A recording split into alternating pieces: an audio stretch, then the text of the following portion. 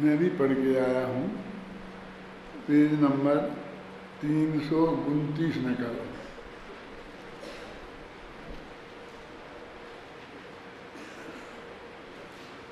जहाँ से भी ये आरंभ किया था अपन ने, उसमें अपन ने आचार्य कुंड की गाथा, अमृतचंद्र की टीका, जयसेन की टीका, वृंदावन दास जी के छंद, देवीदास जी के छंद और पूज्य गुरुदेव श्री क्या प्रवचन, इतनी चीज़ों का मंथन करने के उपरांत अपन ने कुछ निष्कर्ष निकाले हैं। और वो निष्कर्षों तो सबसे नीचे की पंक्ति में देखो, पढ़ो।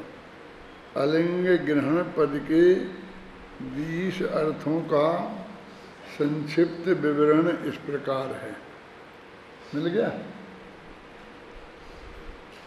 मतलब इतनी चीज़ों का पीछे अपन ने अध्ययन करके और कम से कम शब्दों में, सरल से सरल भाषा में और व्यवस्थित, जो भाषा अमृतचंद वगैरह की है वो एड़ी टेढ़ी ज़्यादा है ना, तो फिर उसका पूरी तरह से ख्याल में नहीं आता है भाव। तो उसे सीधी भाषा में करके ये 4-5 पेज लिखे हैं। तो ये अभी पहला एक में 2-2, 3-3 लाइनों में पूरा सब लिखा है। यह भगवान आत्मा अतीन्द्रिय ज्ञानमय है, इस अर्थ की प्राप्ति कराने वाले प्रथम बोल में, उसमें लिखा था ना, इससे इस अर्थ की प्राप्ति होती है।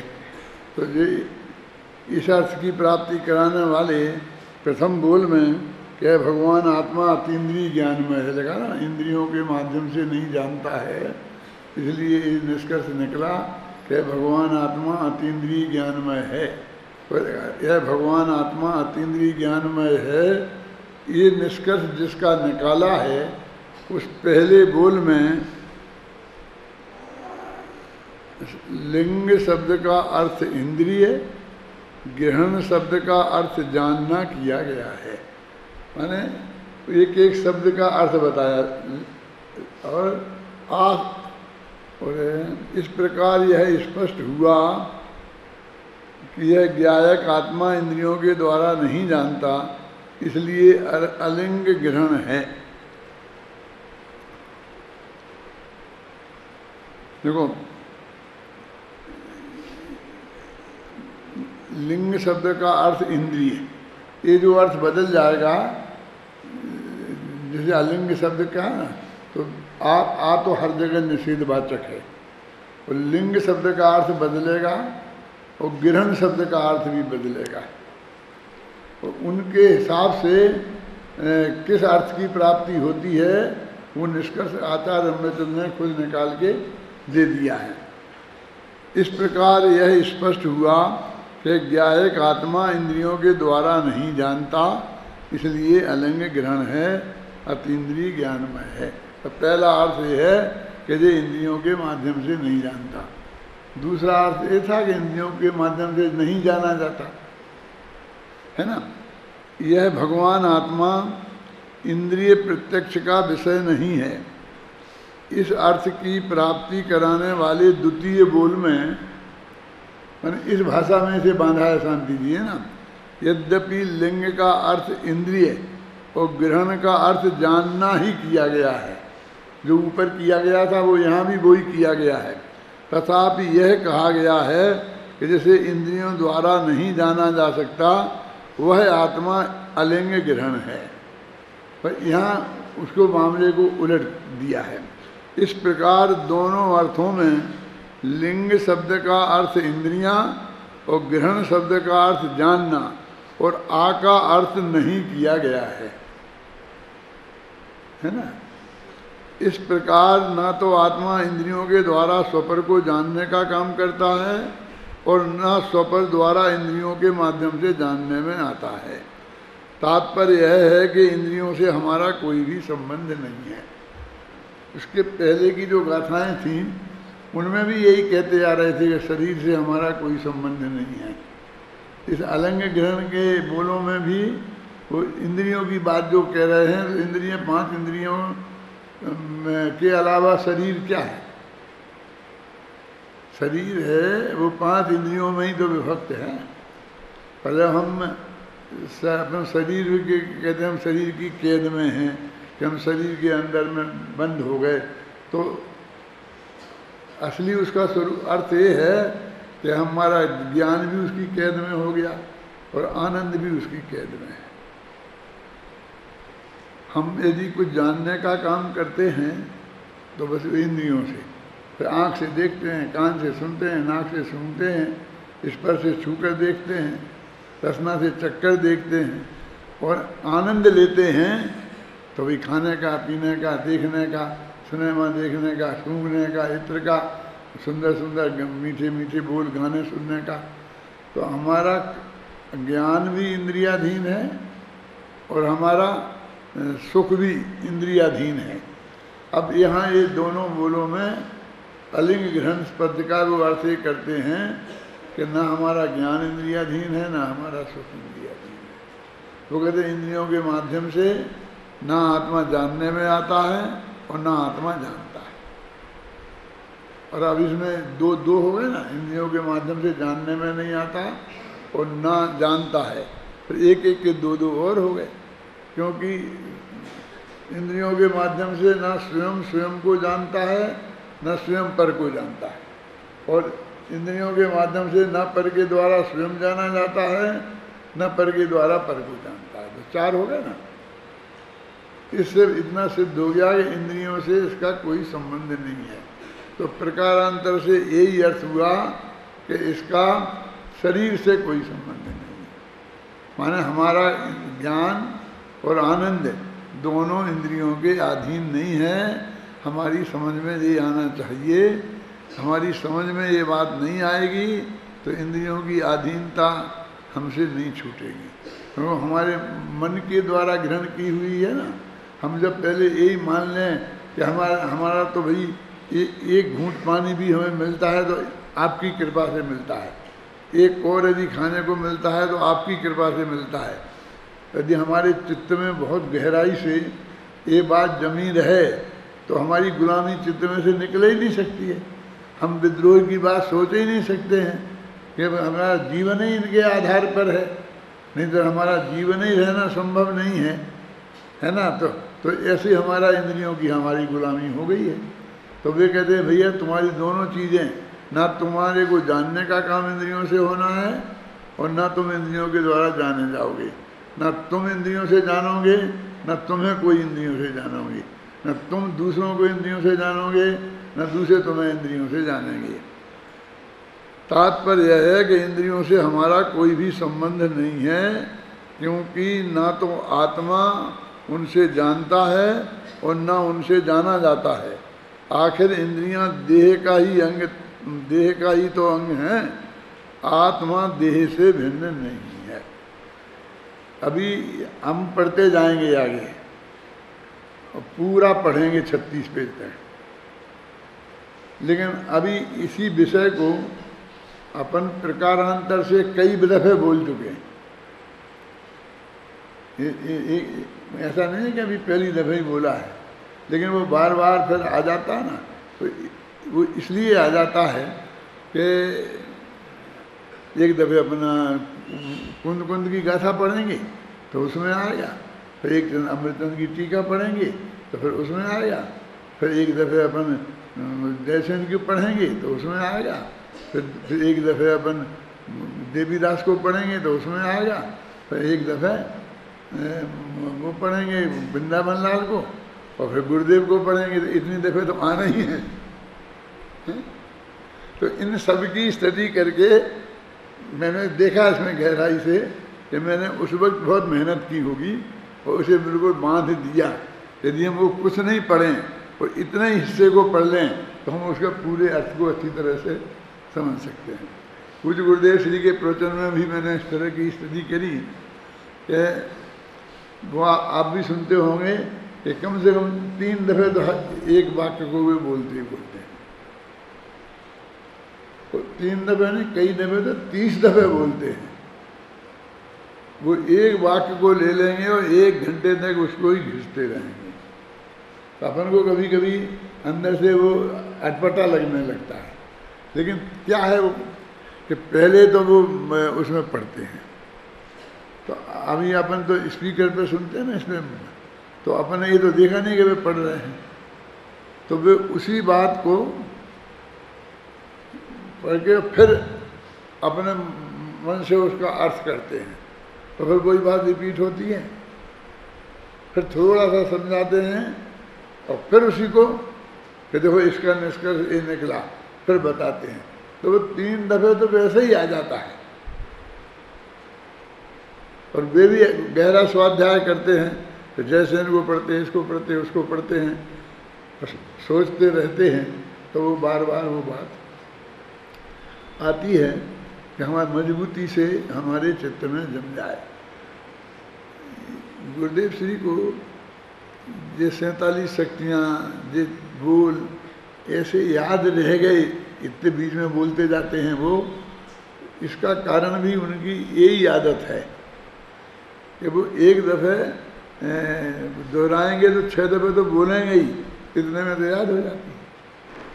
अपना जो प्रशिक्षण शिविर लगभग तुम लोगों ने सभी ने कर लिया ना, तो उसमें भी ये हम बताते हैं कि भाई आपको पाठशाला में पढ़ाना है बच्चों को, और मान लो कि साल भर में 3 भाग पढ़ाना है। कई छोटे बच्चे हों तो एक ही भाग पढ़ाएं और महीनों लगाएं उसमें, तो आपके पास ज़्यादा तो सब्जेक्ट है ही नहीं। तो आप 4 दिन में एक पाठ पढ़ाएं, तो 4 ही परिभाषाओं में उसमें मुश्किल से हैं, तो रोजीना आपको एक ही परिभाषा पढ़ानी है ना। तो उसे यदि आप 1 घंटे तक रिपीट करते रहेंगे तो वो बच्चों को याद हो जाएगी, आपको भी याद हो जाएगी। फिर दोबारा आपको किताब भी नहीं देखनी पड़ेगी। एक दफ़े पहली दफ़े ये मेहनत करनी पड़ेगी, फिर दोबारा आपको किताब भी नहीं देखनी पड़ेगी। अब उसकी तरकीब है कि कैसे एकदम वैसे ही के वैसे रिपीट करते रहेंगे तो बच्चों को भी अटपटा लगेगा। तो एक दफ़े आप उसे पढ़िए, फिर बच्चे से कहिए तुम पढ़िए, फिर कहें इसने सही पढ़ा, इससे पूछिए, फिर ये बताए तो कहेगा इसने ये गलती की, तो तुम सही पढ़ सकते हो तो तुम बताओ। ऐसे तरकीब से पूरी क्लास में बराबर 5-7 दफ़े पढ़वा दो। हमको पढ़वाना है 5-7 दफ़े, लेकिन उसे ये नहीं लगे कि 5-7 दफ़े पढ़वा रहे हैं, अलग अलग से हम पूछ रहे हैं ना। अब एक नियम है कि जब हम किसी से कोई प्रश्न करेंगे और वो उसका उत्तर सही दे देगा, तो फिर हम दोबारा आगे नहीं रिपीट कर सकते। तो जब हमें रिपीट करने की आवश्यकता समझती है, तो हम तो इतना तो जानते ही हैं ना कि ये विद्यार्थी होशियार है और ये कमज़ोर है, तो उस कमज़ोर विद्यार्थी से पूछो, तो वो उत्तर सही नहीं दे पाएगा, फिर तो तुमको दोबारा बोलने का बहाना मिलेगा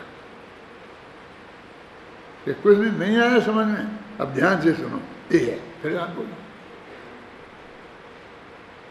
माने आप अपनी भाषा से उसको नहीं बताओगे हम जो बार बार बोल रहे हैं इसका क्या औचित्य है, बल्कि उसको ही समझ में आए कि 2-3 से पूछा कोई नहीं बता पाया, तो फिर तो वे पढ़ाएंगे ही, कल भी पढ़ाएंगे यही पाठ कि कल तो पढ़ा दिया था और आज फिर क्यों पढ़ा रहे। तो तभी पढ़ाएंगे ना कि जब वो कोई नहीं बोल पाएगा। अब आप समझ लो कि भाई मैंने बहुत पढ़ा दिया, अब मुझे आगे बढ़ना चाहिए, मैं इसी पाठ को कब तक लगा रहूँगा, तो फिर उस होशियार विद्यार्थी से पूछो, तो वो बताएगा तो धड़ाधड़ सही। फिर दूसरे होशियार विद्यार्थी से पूछो, तो 2-3 बताएंगे धड़ाधड़, तो आ गया सबकी समझ में, चलो आगे। क्या अब ये तो आपको ट्रेनिंग में समझा, मुझे पता नहीं है, जब से मैंने क्लास छोड़ी है, वो मेरे जो उत्तराधिकारी पढ़ाते हैं उन लोगों ने ये बात तुमको बताई कि नहीं बताई है? ये बात तुमको उन्होंने बताई कि नहीं बताई। तो गुरुदेव श्री का भी यही था, वो ऐसा बुद्धिपूर्वक ट्रेनिंग उन्होंने नहीं ली हो कहीं, लेकिन बुद्धि तो काम करती है ना। तो वे बराबर किसी न किसी तरीके से लगातार इतने दिनों तक ये करते रहे, इतना वातावरण बन गया, उसका कारण ये है। कल मैं तुम्हारी गोष्ठी सुन रहा था पूरी, और वो जो अध्यापकों के कमेंट्स थे अध्यक्ष के और उसके, वो भी मैंने सुने थे, तो बहुत अच्छा बोला था तुम लोगों ने। तो ये भी यहाँ कैसे हुआ है,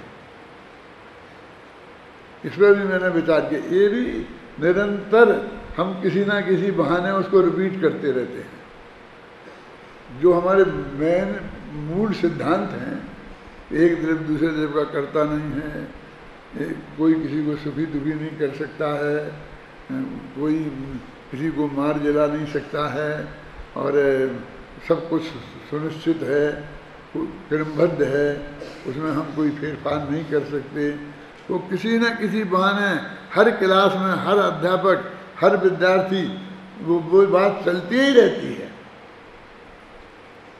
उसका परिणाम है शांति जी।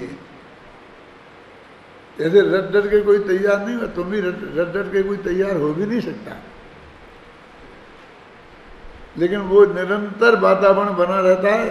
वो सिद्धांत तो बहुत ज़्यादा नहीं है, अब 15 दिन में सारे सिद्धांतों से पूरी अच्छी तरह वाकिफ हो सकते हैं। कोई बड़ी बात नहीं है, मतलब इतना बहुत बड़ा कोर्स नहीं है, लेकिन वो नहीं कर पाते हैं। और ऐसे वातावरण में जब आप रहते हैं तो निरंतर आपका वो भाव बन जाता है।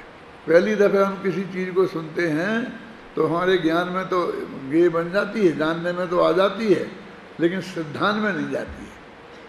लेकिन बार बार हम फिर समझते हैं, समझाते हैं, फिर दूसरा कहता है, फिर तीसरा कहता है, फिर चौथा कहता है, तो धीरे धीरे वो हमारे अंदर घुस जाती है, समझे ना, हमारे संस्कार में हो जाती है।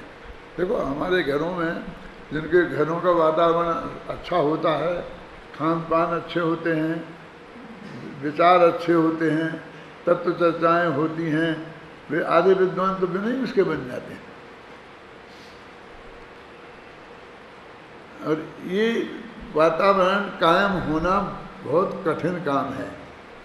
मुझे याद है कि जब हमने महाविद्यालय खोला था और जतीश भाई वगैरह इधर आए थे, गुरुदेव ने भेजे थे कि आप जाओ वहाँ पढ़ो, तो शुरू में शांति जी ये तर्क करते थे ये लोग कि साहब सोनगढ़ जैसा वातावरण यहाँ नहीं है, जैसा वहाँ अध्यात्म की बात होती रहती है, चर्चा होती रहती है, और यहाँ वैसा नहीं है। क्योंकि वहाँ तो 25-30 वर्ष से वो हो रहा था और उसमें वो रहते थे, तो उन्हें वही दिखता था। अब यहाँ तो विद्यालय खुला था, वो 12-13 विद्यार्थी आए थे, वे भी सब मतलब जीरो ही थे।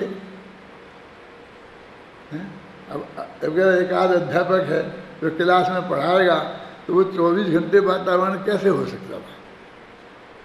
तो ये, और वे लोग चूँकि वहाँ से आए थे तो ऐसा महसूस होता था कि ऐसा वातावरण यहाँ नहीं है। तो मैं उनको उस वक्त भी समझाता था कि किसकी जिम्मेवारी है, कि वैसा वातावरण हो, ये किसकी जिम्मेवारी है, हम सबकी जिम्मेवारी है। अकेला अध्यापक कुछ नहीं कर सकता।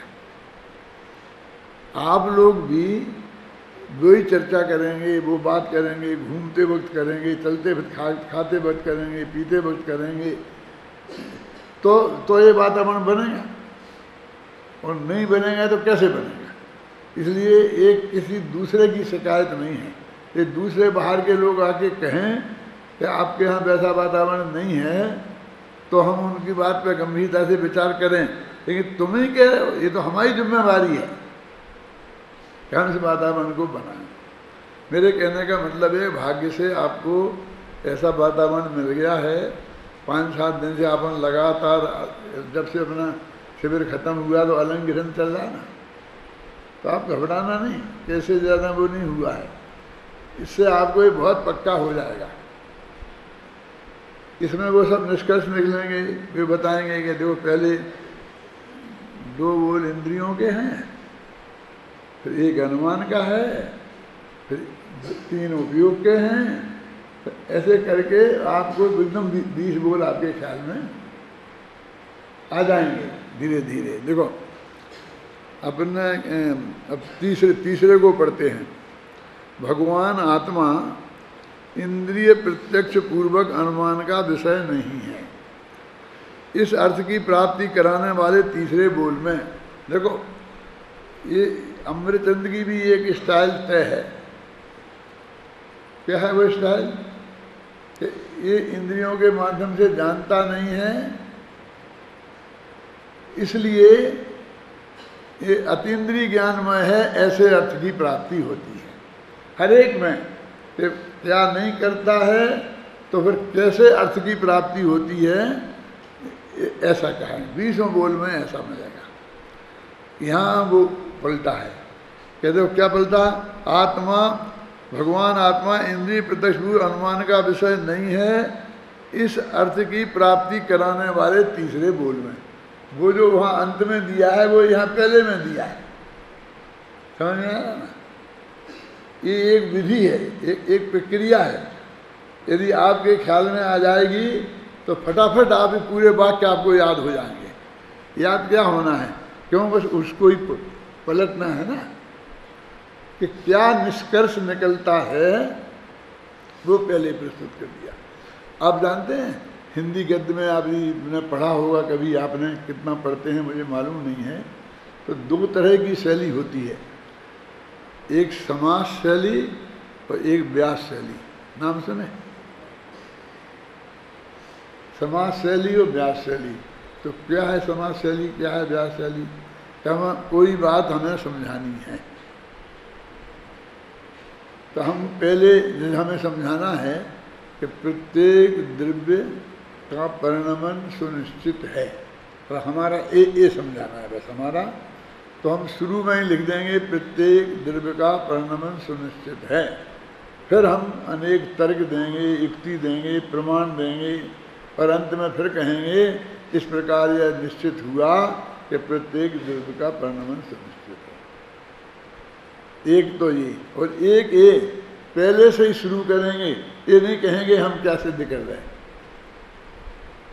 क्या कि देखो हम ये देख रहे हैं जगत में जो भी हो रहा है उसमें एक व्यवस्थित क्रम है, बराबर सूरज दिन समय पे उगता है, ये होता है, ये होता है, जैसे सब कह के फिर अंत में कहेंगे इससे सिद्ध होता है कि प्रत्येक पदार्थ का मैंने अंत में निष्कर्ष दिया जाता है। एक शैली वो और एक शैली वो पहले ही निष्कर्ष बता दिया जाता है। अमृतचंद की वो शैली है कि पहले उनने बात शुरू कर दी और अंत में निष्कर्ष निकाला कि इससे इस अर्थ की प्राप्ति होती है। हमने ये शैली अपनाई है कि ये इस अर्थ की प्राप्ति कराने वाले पहले बोल में ये कहा गया है कि आत्मा न इंद्रियों से जानता है, न इंद्रियों के द्वारा जाना जाता है। समझ में आया ना? तो आपको ये शैली ख्याल में आ जाएगी तो 20 बोल आपको रटने नहीं पड़ेंगे। सहज भाव से आप फटाफट पहले वो निष्कर्ष के वाक्य को बोलेंगे। जिस प्रकार धुएं को देख कर इस अर्थ की प्राप्ति कराने वाले तीसरे बोल में यह कहा गया है कि इंद्रियों से दिखाई देने वाला कोई लिंग चिन्ह नहीं है जिससे आत्मा का अनुमान किया जा सके। वो कहते अनुमान से आत्मा नहीं जाना जा सकता। बोल तो ये है, तो लेकिन अनुमान तो काय पर होता है? हेतु होना चाहिए ना। लिंग माने हेतु, चिन्ह, कोई ऐसी चीज़ होनी चाहिए जिससे हम अनुमान करें। हमने पर्वत के ऊपर धुआं देखा तो धुआं हमारा लिंग हुआ, चिन्ह हुआ, और उससे हमने अग्नि का अनुमान किया। तो वो धुआं हमने का आँख से देखा। तो कहते हमें आत्मा को देखना है तो कोई ऐसा चिन्ह नहीं है आत्मा का कि जिसे हम आँख से देख लें। ख्याल में है ना? और फिर उससे हम अनुमान कर लें कि आत्मा ये आत्मा है, तो नहीं है। इसलिए सिद्ध हुआ कि इंद्रियों से दिखाई देने वाले चिन्ह के द्वारा आत्मा दिखाई दे, ऐसा आत्मा नहीं है। तो इससे क्या सिद्ध होता है कि आत्मा प्रत्यक्ष ज्ञान का ही विषय है ना। जिस प्रकार धुआं को देखकर अग्नि का अनुमान किया जाता है, अग्नि के अनुमान को ज्ञान से जाना जाता है, उस प्रकार का ऐसा कोई इंद्रिय गम्य लिंग नहीं है जिससे अनुमान द्वारा आत्मा को जाना जा सके। हाँ, आ गया ना। अभी देखो ये लिखा ना, धुएं का उदाहरण दिया। अभी हम ऐसा भी कर सकते हैं, पहले हम धुएं का उदाहरण दें और फिर बाद में कहें ऐसे ही आत्मा का चिन्ह नहीं है। यहाँ पहले आत्मा की बात बता दी और फिर उदाहरण बाद में दिया। ख्याल में है ना, कोई शैली हमारे ख्याल में आना चाहिए। हैं? देखो फिर प्रथम 2 बोल में ये बीच बीच में ये निष्कर्ष के वाक्य निकालते गए हैं शांति जी। इससे आपको बहुत सरलता मिलेगी इसका अर्थ समझने में और याद करने में। देखो प्रथम 2 बोल इंद्रियों संबंधी थे और तीसरा बोल इंद्रिय और अनुमान का मिश्रित रूप है ना। इंद्रियों से दिखाई दे ऐसा हेतु माने चिन्ह लेंगे, और ऐसा कोई हेतु नहीं है कि जिससे हम आत्मा को जाने। अब है ना, यह आत्मा मात्र अनुमान से ही ज्ञात करने योग्य नहीं है, क्योंकि प्रत्यक्षादि प्रमाणों से भी जाना जाता है। इस प्रकार दूसरे के द्वारा मात्र अनुमान से ही जिसका ग्रहण नहीं होता वह आत्मा अलिंग ग्रहण है। अब कहते हैं कि हम अनुमान से जाना जाएगा ना, तो ठीक है हम अनुमान से जानेंगे। तो कहते हैं नहीं, लिंग माने अनुमान, और अनुमान से जाना तो जाता है लेकिन अकेले अनुमान से नहीं जाना जाता है। वो अपन ने चलाई थी ना शिविर में, क्या चलाया था, रहस्यपूर्ण चिट्ठी चलाई थी ना, तो उसमें आता था कि पहले वो आगम से जाने, फिर युक्ति से जाने, अनुमान से लगाए, तर्क से सिद्ध करे, और फिर उससे अच्छी तरह निर्णय करके अवग्रही अवय धारणा में पहुँचे, और धारणा में रख ले फिर एकांत में शांति से बैठकर फिर आंखें बंद कर। अभी तक ये काम आंखें खोल के किया जा रहा था, और फिर वो आंखें बंद करके उसको चबाए, माने अपने चिंतन में लाए। तो उन्होंने एक प्रक्रिया बताई थी ना, एक क्रम की। तो हमारे पास जो भी ज्ञान है, 3 तरह के ज्ञान का हमने उपयोग किया। अभी मैं घूमता था शिविर में ही, एक आदमी ने पूछा था कि भाई हमारा विवाद चलता है कि मति ज्ञान में अनुभव होता है कि श्रुति ज्ञान में। तो कोई कहता था मति ज्ञान में होता है, कोई कहता है श्रुति ज्ञान में होता है, और उनमें बहुत विवाद चल रहा था।